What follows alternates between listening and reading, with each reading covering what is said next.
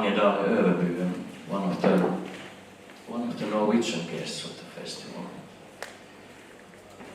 I love to ask some questions about your work, mostly about your graphic novels. You have drawn at least 3 graphic novels, right? Yeah. Hudedagar, Bergenin, Tarjei, Yes. Tarjei 13 år. And all of those are concentrating on problems of the youth, themes of growing up in different ages. Bergen has, people in their 20s, more or less, and in Hudedagar and Tarjei, more in their pre-teens. So, how come you have chosen such themes? I think I've always been like exploring like the feelings you go through when you grow up, because your feelings are really like strong and you have like really close relationships with your friends more than as an adult. Like in the first book, Dog Days, it's more like a love story sort of. It's like a love triangle, only it's like young girls, because their friendships are really strong at that age. So that's what I wanted to explore as well. And the feeling they have of being like totally alone with their feelings, they think like, oh, I'm the only one feeling like this. And when you're a grown-up, you sort of realize like, well, everyone go through these things. But when you're like 13, 14, you feel really lonely as well with your feelings. So that's what I've been like trying to explore, I think, the feeling of loneliness. It's the same in Bergen as well, with the character being like 18, 19. So like the main theme, I think, is loneliness. And I think you feel more lonely when you are 13, 14 maybe. Your first book, Hudedagar, was published in 2015, 8 years ago. And Dog Days, Hudedagar, what does it actually mean?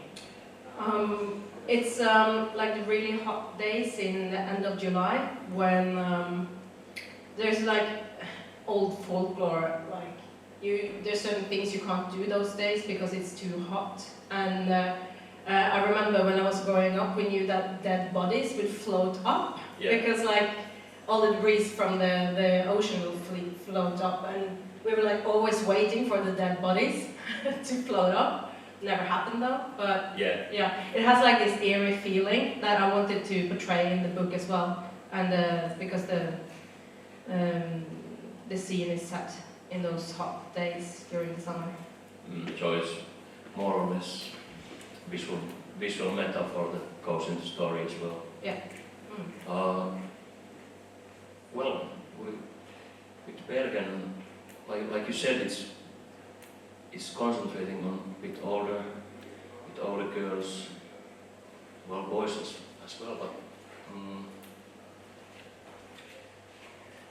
what kind of loneliness is it? Sort of existential, maybe? Yeah, I think it's the feeling when you're like grown up, you moved away from home for the first time, and like both in Hudedagar and in Bergen, you don't see the parents. There's not many parents around, and the character has moved to Bergen and has to be like an adult for the first time, and also get that depression. And a lot of like in interviews and things, people ask me why she's depressed, but there's no reason, because sometimes you're just depressed. It's like there's not a main thing, and that's why the book doesn't have like a solution in the end, like all this happened and then everything works out. You get like a feeling of hope, I think, but yeah, she's just depressed and has to maneuver that, and that can be really hard when you have some life experience. But she's really young as well and doesn't know how to handle that. What made you decide to name it like Bergen? Just Bergen? I think it's because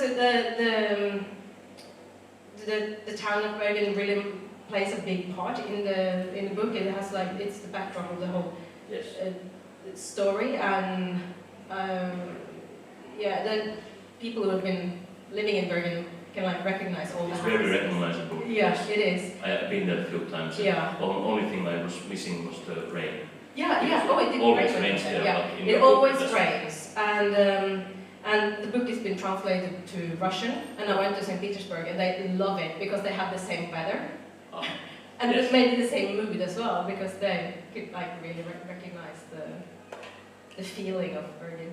Mm. Yeah. So you were reaching the Bergen mood. Yeah. Actually. Yeah, yeah. Are you from Bergen? No, but I studied there for like 3 years, and What were you studying? I was studying art. Hmm. Yeah, and I have also like drawn like different pubs and things, and some of them don't exist anymore. So people like to look at the book and like remember the days of So early it's like- 2000s. Okay, okay. Yeah. Mm. So it's like a period. Yeah. That period. Yeah. Interesting. It's is it nynorsk? Yeah. Mm. Are you using nynorsk all over in your books? Yeah, I've been doing that so far. Can you explain what's the difference in Norwegian language between nynorsk and bokmål? You have like two. Yeah, we have two written languages. One is influenced by the Danish, and the other one is based upon the dialects we have. So it's closer to how we actually speak around in, like, where I'm from, upper north and the west, yeah. But it's like someone has to use it, you know, to keep it alive. And the publisher of my books is are just publishing nynorsk books. But lately I've been thinking maybe I should switch to bokmål just to sell more. Yeah. Some more what? Yeah, because I was actually thinking, is it me who has to bear the financial cost of keeping a written language alive? It's quite an interesting question, I think. So we'll see. Well, these three are in nynorsk anyway. The differences between two languages are not that huge. It's not that huge. Yeah. But if you're used to only the main one, bokmål, you find it really hard to learn nynorsk because you have to do it in school when you're 13 and you don't really care. So everyone hates nynorsk in school. So yeah. Oh, you have that type of problem. Yeah. Is it mandatory? Some places, it depends on where you're from. Some places use it and some don't, but mainly it's mandatory to learn. I see. When you're from your 13. What kind of art school was it where you were studying? In Bergen? Yes. I was doing those, you know, the preschool, sort of like before you go to higher education, you have like where you learn like the basics, like 2 years basics of painting and exploring all the different genres, I think. And then I went to learn art history as well. And I suppose you didn't have any comic studies there, or any teaching related to comics? No. There's no schools for comics in Norway. We have only recently gotten, like in Folkehøyskole, that has studies for it, but it's like not like in academic level. No. What made you to draw comics then? Because I started quite late, I think, in life. Not that old, but you know. I didn't start when I was like 13, like some people do. It was because I love history, like telling histories, and I love drawing, and then I realized I can combine these two. And I was like, oh, that's comics. Yeah, so that's why I started. And that's like, I think, 10 years ago. Well, how was it to start? As far as I know, you have also been working as a publisher, publishing all sorts of zines, etc. I'd love to hear what made you start and what kind of steps did you take then? Well, we started, me and a friend, we started publishing comics just because we wanted to, because it was fun, basically. And a lot of people ask like, but what did you want to contribute to the Norwegian comic scene, or what did you feel was missing? And we're like, nothing, we just wanted to do something fun. And so we translated 2 books. We had anthologies and fanzines, and yeah. And when was that? 2016 till 22. Yeah. So about the same time when you started doing your own stuff more and more. Yeah. But you decided not to self-publish. No, I really want an editor and like someone who doesn't like. It would be weird to have my friend who I was publishing with to be my publisher, I think, and yeah, I wanted to separate the 2. Have you been able to get decent editing? What kind of editing is there with your comics work? Because it's quite different to have editing compared to like literature, for instance.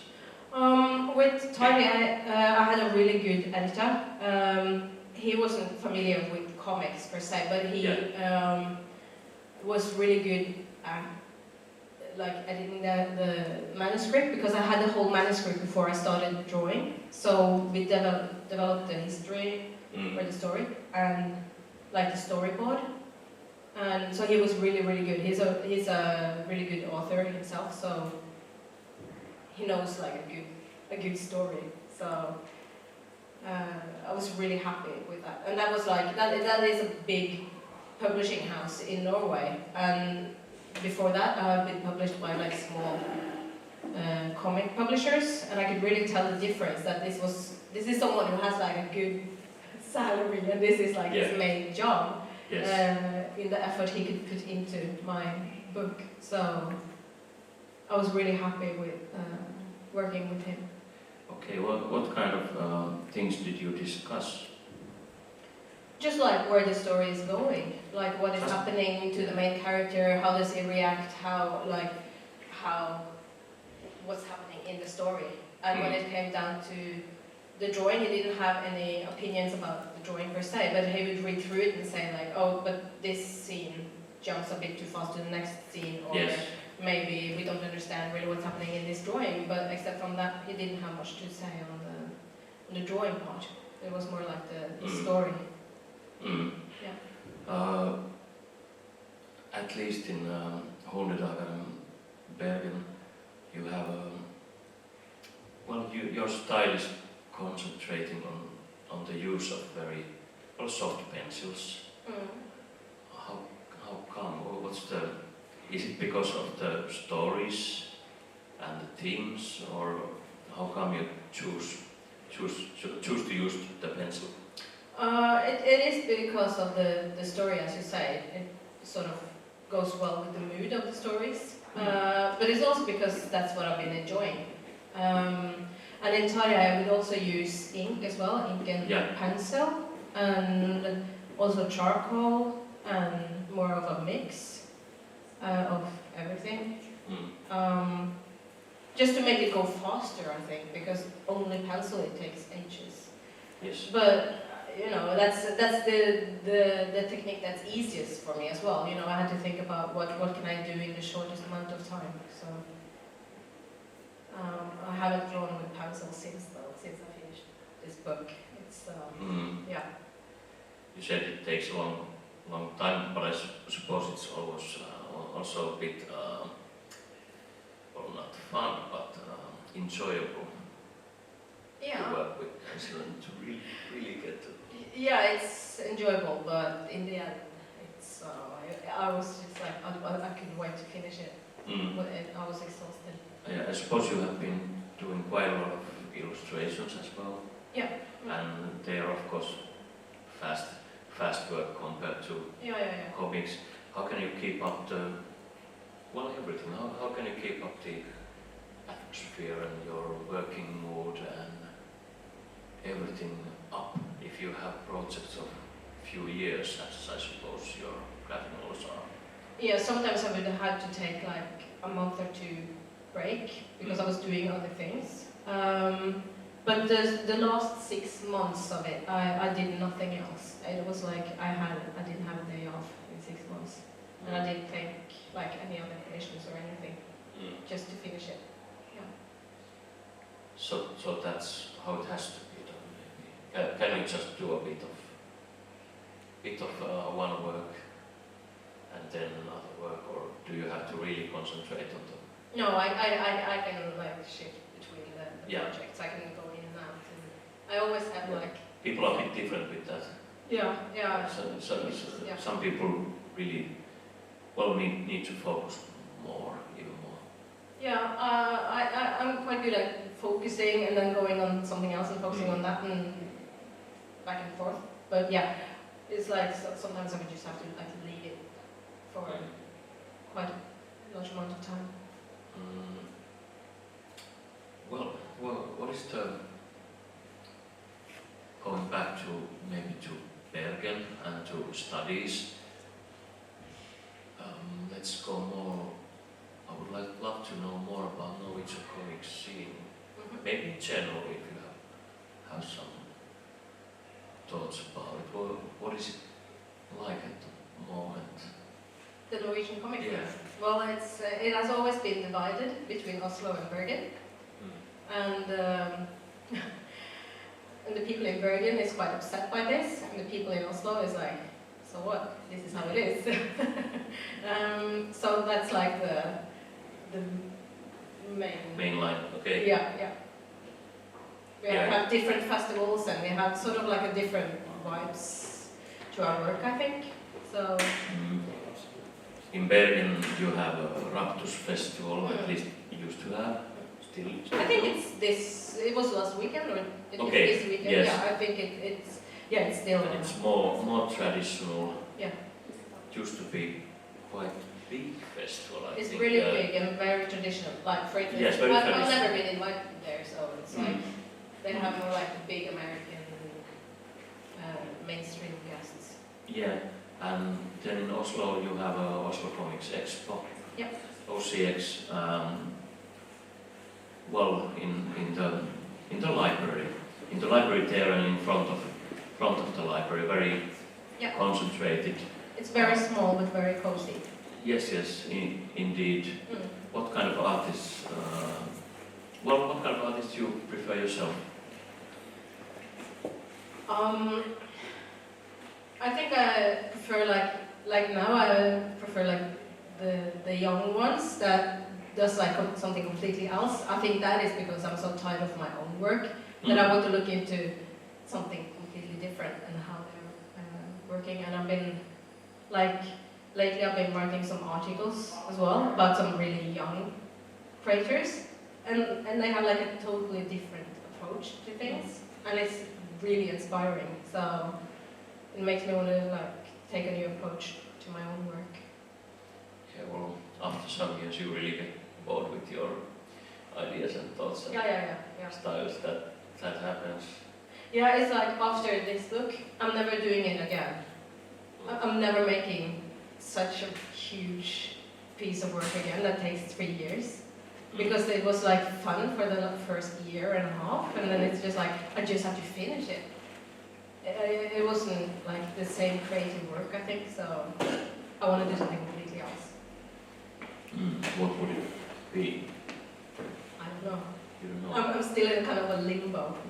I am working on a new book though, but it's completely different. Yeah. Yeah. That's like a travel journal. Travel journal? Yeah. Okay, well, where have you been or will be? I went to the Faroe Islands, and I had a grant and everything to go and to produce a book of the travel, and that is like a more free way of working. It's like landscape paintings and diary, and so that's what I'm working on now. Yeah, and you don't have to get stuck in the comics like expression if you don't want to. Yeah. And I've been really like forcing myself into that. It's like all my 3 books are really similar with like the panels and everything, and every time I've been thinking, oh, I need to like expand and broaden how I'm working. and then I've been falling into the same panels again. And with the Faroe Islands book, it's, I don't have to write a manuscript, for instance. I just start and then, yeah. What kind of, did you go one time or two times there? I've been there once, but I was there for 15 days. Well, what kind of island is it? Because some of my friends have been, some artists have been there, and what they've drawn looks interesting and amazing. Also the stories about people and the geographical forms, shapes and everything.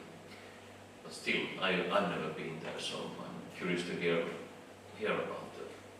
about your feelings and how you have tried to draw them. What kind of Well, I wanted to go efforts somewhere. have you made?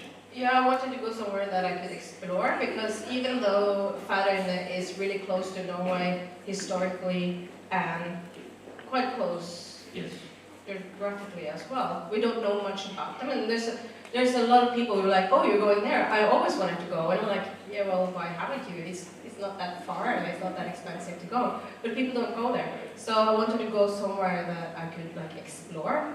And I didn't do a lot of research beforehand either. I just wanted to explore what was there. And I just traveled around on my own. I was just drawing, reading, and hiking, and watching the cliffs, and yeah. Well, at least it sounds different process. It was a totally different process, Yeah. and it was amazing. It was like the best time I've ever had, being there alone for 15 days. I would get bored after a few days, but maybe it's just me. What kind of processes did you have with free books before that? Well, then I was like, I had the idea, started on the manuscript, wrote the manuscript, started with the storyboard. That's how I work, or have been working. A lot of my colleagues is like, they only start drawing and see where it goes, but I've always been like, really structured with my work. So I think that's kind of how I am as a person as well. I'm really like structured, and that's how I've been working with my comics as well. So it would be nice to start working in a different approach, I think. So now you're basically looking for ways to get outside your structured box. Yeah. Even though you love it, to have it structured. Yeah. I want to get out of the structure. Interesting.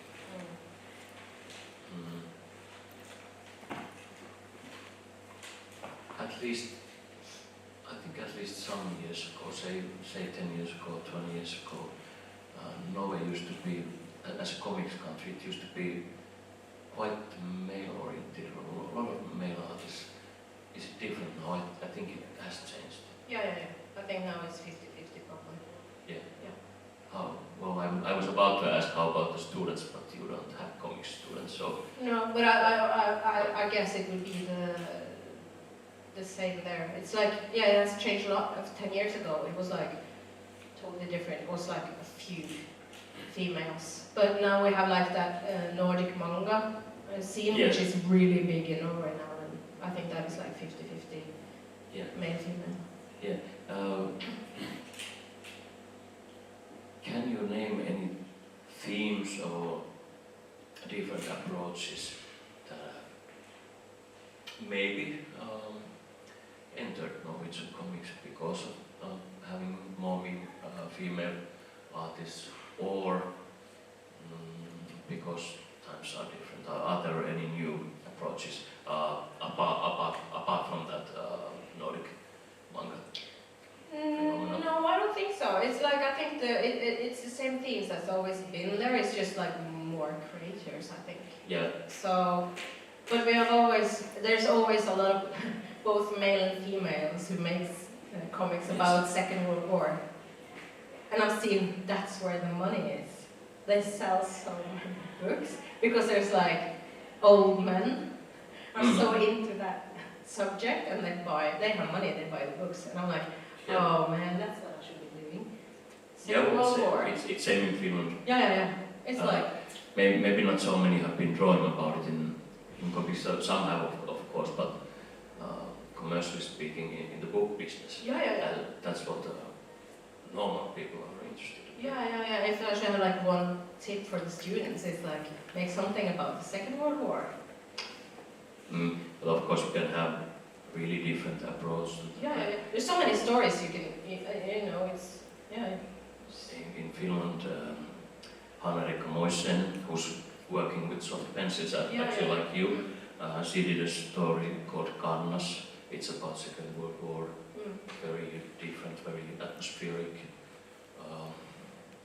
Lene Ask in Norway, I think she was drawing about her grandmother,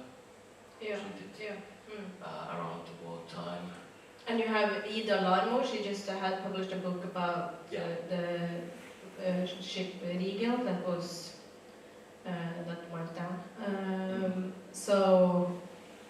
And that's actually, it's also females making books about the Second World War, even though it's always been like a male subject, so to speak. Yeah, well, that's good.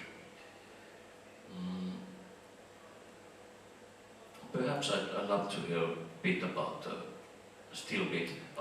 your publishing of the blog, was it? Yeah. Are you still doing it? No.